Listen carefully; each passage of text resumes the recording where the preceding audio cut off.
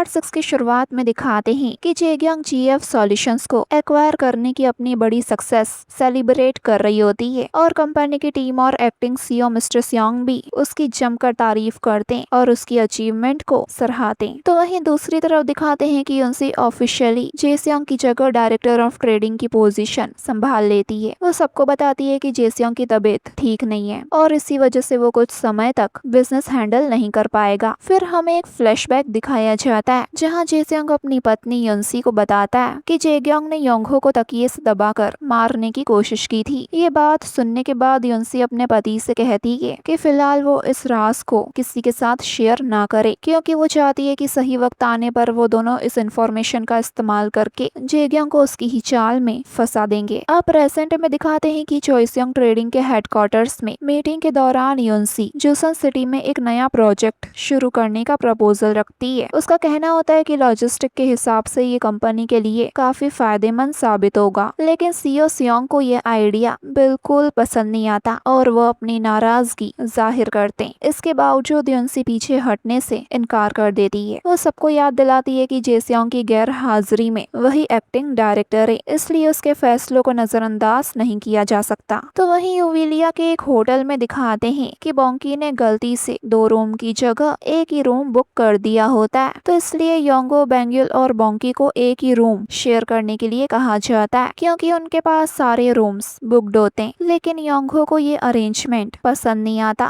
इसलिए वो अपना ब्लैक कार्ड यूज करके एक लग्जरियस प्रेसिडेंशियल सूट बुक कर लेता है। तभी बेंगुल की नजर ब्योंगमो पर पड़ती है और उसे देखते ही उसे समझ आ जाता है कि वो लोग यहाँ पर कोई वेकेशन वगैरह मनाने नहीं आए बल्कि किसी काम के सिलसिले में आए हैं। अब रूम में पहुंचने के बाद योंगहो बेंगुल को बताता है कि ब्योंगमो इस वक्त यूविलिया के प्राइम मिनिस्टर फर्नांडो के साथ एक बड़े लिथियम प्रोजेक्ट को लेकर बातचीत कर रहा है। वो आगे समझाता है कि उनका असली मिशन फर्नांडो को अपनी तरफ करना है और किसी भी तरह इस प्रोजेक्ट को ताइहा के हाथों से छीनकर अपने कब्जे में लेना है। फिर उस रात बाद में दिखाते हैं कि संगजा योंगहो को फोन करके उसका हालचाल पूछता है और बातों ही बातों में वो बताता है कि कंपनी प्रेसिडेंट के इलेक्शन नजदीक आने की वजह से जेग्यांग काफी बेचैन और परेशान हो रही है। फिर योंगहो जेसियोंग के बारे में पूछता है, तब संगजाई उसे बताता है कि अब युनसी ने उसकी जगह डायरेक्टर ऑफ ट्रेडिंग की पोजीशन संभाल ली है। अब दोनों मिलकर पूरी सिचुएशन पर चर्चा करते हैं और फिर योंगहो उससे पूछता है कि क्या जेग्यांग को युनसी ने जो पोजीशन ली है उस बारे में पता है या नहीं, और यही सीन कट हो जाता है। फिर अगले दिन दिखाते हैं कि जेग्यांग की सक्सेस को सेलिब्रेट करने के लिए टीम लंच रखा जाता है, लेकिन तभी युनसी भी वहां आकर उस टीम लंच में शामिल हो जाती है, जिसे देख जेग्यांग हैरान हो जाती है। फिर मौका मिलते ही वो उसे अपने ऑफिस बुलाकर बात करती है और उसके अचानक बदले हुए रवैये पर सवाल उठाती है। वो हैरान होती है कि युनसी अपने डैड की कंपनी में काम करने के बजाय चॉइसयोंग में क्यों काम कर रही है। तभी जेग्यांग को जुनियन यानी योंगहो का मैसेज मिलता है और वो जेग्यांग को अलर्ट करता है कि युनसी पर नजर रखना, लगता है ताइहा ग्रुप चॉइसयोंग कंपनी के पीछे है। तो ये मैसेज पढ़कर जेग्यांग सोचती है कि अभी मैं भी तो यही सोच रही थी। तो वहीं यूविलिया में दिखाते हैं कि योंगहो को बोंकी के साथ बेड शेयर करने में काफी दिक्कत हो रही होती है क्योंकि उसके बार बार पलटने और खराटे मारने की वजह से बेचारा काम ही नहीं कर पा रहा होता है, इसलिए वो उठकर बाहर आ जाता है। पर तभी उसकी नजर बेंगुल के रूम की तरफ पड़ती है और लाइट्स ऑन देख उसे लगता है कि बेंगुल कुछ खुराफात करने का तो नहीं सोच रही, इसलिए वो उसके रूम के अंदर झांकने की कोशिश करता है, लेकिन इतने में वही बाहर आ जाती है और फिर वो उसे साइड हटा के रेमन खाने चली जाती है। अब वो आराम से रेमन खा रही होती है पर उसके साथ में उसकी माँ के हाथ का बना हुआ किमची भी होता है। अब जैसे योंगहो को पता चलता है कि ये किमची सियोनही के हाथ की बनी हुई है तो उसे देखते ही उसकी आंखें चमक उठती है। वो इतना एक्साइटेड हो जाता है कि बेंगुल के साथ बैठकर बाकी बचा हुआ सारा खाना खत्म कर देता है। उसके बाद बेंगुल और योंगहो प्रोजेक्ट प्रपोजल पर साथ मिलकर काम करने लगते हैं, लेकिन काम के दौरान बेंगुल अपने दिल की बात निकाल देती है और काफी फ्रस्ट्रेटेड नजर आती है। वो कहती है कि उसने अपना करियर और अपने सारे कनेक्शंस खुद की मेहनत से बनाए, ना उसने कभी अपने डैड का सहारा लिया और ना ही अपने भाई बहनों की मदद पर डिपेंड रही, फिर भी उसे हमेशा नजरअंदाज किया जाता है। बेंगुल की बात सुनने के बाद योंगहो उसका हौसला बढ़ाता है। वो कहता है कि उसे हिम्मत नहीं हारनी चाहिए और पहले से भी ज्यादा मेहनत करनी चाहिए ताकि एक दिन उसके डैड भी उसकी मेहनत और काबिलियत को पहचान सके। तो वहीं कांग फैमिली के घर पर दिखाते हैं कि जेग्योंग और जेस्योंग के बेटे सियोनही से अब काफी अच्छे से पेश आते हैं। तो सियोनही उनसे इस बात का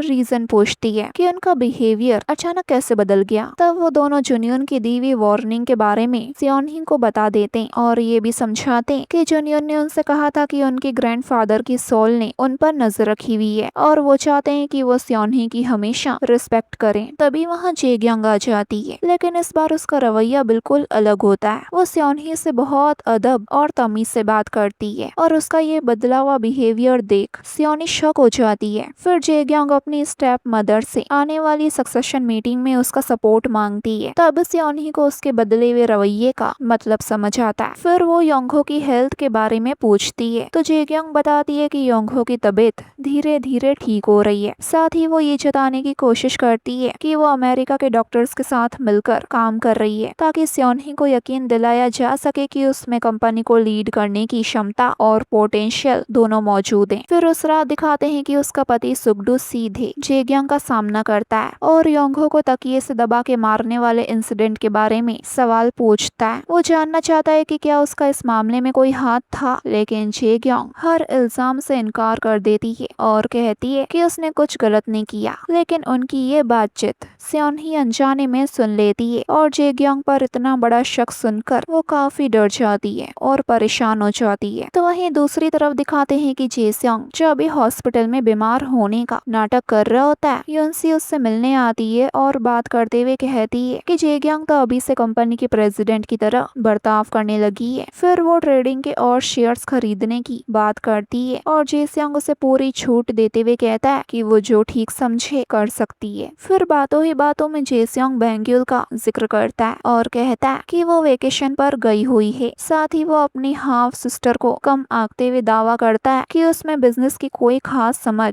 या काबिलियत नहीं है। फिर उसे युनसी से ये पता चलता है कि ब्योंगमो किसी काम से यूविलिया गया हुआ है, जिससे उसकी क्यूरियोसिटी और बढ़ जाती है। फिर अगली सुबह यूविलिया में दिखाते हैं कि बैंग्यूल और योंगहो रात को काम करते करते सो गए थे। तो बोंकी ये देख उन दोनों को एक जोर का अलार्म बजाकर उठा देता है और नाराज होता है कि उन दोनों ने उसके बिना ही रात को रेमन खा लिया। तो योंगहो उसे नजरअंदाज कर कहता है कि चलो हमें चलना है। फिर तीनों एक जगह आते हैं जहाँ बोंकी एक टूर गाइड का भेष बना लेता है, जबकि योंगहो और बैंग्यूल एक न्यूली वेड कपल बने होते हैं और फिर तीनों माइंस का इंस्पेक्शन करने निकल पड़ते हैं। अब दोनों साइट के आसपास घूमते हुए फोटोज और जरूरी जानकारी इकट्ठा करते हैं सेल्फीज खींचने के बहाने। तो वहीं बोंकी अपनी एक्टिंग से वहाँ मौजूद लोगों का ध्यान भटकाए रखता है, जिसमें ब्योंगमो का सेक्रेटरी भी शामिल होता है। अब जैसे ही वो सेक्रेटरी वहाँ से निकलता है तो तीनों फौरन उसका पीछा करते हुए वहाँ तक आ जाते हैं जहाँ अभी प्राइम मिनिस्टर फर्नांडो के साथ ब्योंगमो की मीटिंग होती है। उस मीटिंग में ब्योंगमो और फर्नांडो दोनों लिथियम प्रोजेक्ट को लेकर लगभग 300 बिलियन वॉन की डील पर बातचीत कर रहे होते हैं और दूर से ये तीनों उन पर नजर रखते हैं। अब जैसे ही उनकी मीटिंग खत्म होती है तो योंगहो और बैंग्यूल चुपचाप ब्योंगमो के एम्प्लॉइज का पीछा करते हैं और सेल्फीज लेने के बहाने उनकी वीडियो रिकॉर्ड कर लेते हैं और लिफ्ट में जाके उनकी थोड़ी बहुत बातें भी सुन लेते हैं और फिर मौका मिलते ही वो उनकी अल्कोहल में छेड़छाड़ कर देते हैं ताकि आगे चलकर अपनी प्लानिंग को अंजाम दे सके। तो वहीं उधर साउथ कोरिया में सियोनही सुगडुक को योंगहो की सलाइन बैग में सेडेक्टिव मिलाते हुए पकड़ लेती है और तुरंत उसे रोक देती है और गुस्से में उसे डिमांड करती है कि वो जेग्यांग की सारी करतूतों के बारे में उसे सच सच बताए। तो वहीं दूसरी तरफ दिखाते हैं कि जेग्यांग अपने फ्यूचर प्लान्स बना रही होती है। उसे पूरा यकीन होता है कि वो जल्दी ही चोइसियोंग की प्रेसिडेंट बनने वाली है। वो तो ये तक प्लान कर लेती है कि प्रेसिडेंट बनते ही वो सियोनही और बैंग्यूल को अमेरिका भेज देगी ताकि वो उसके रास्ते से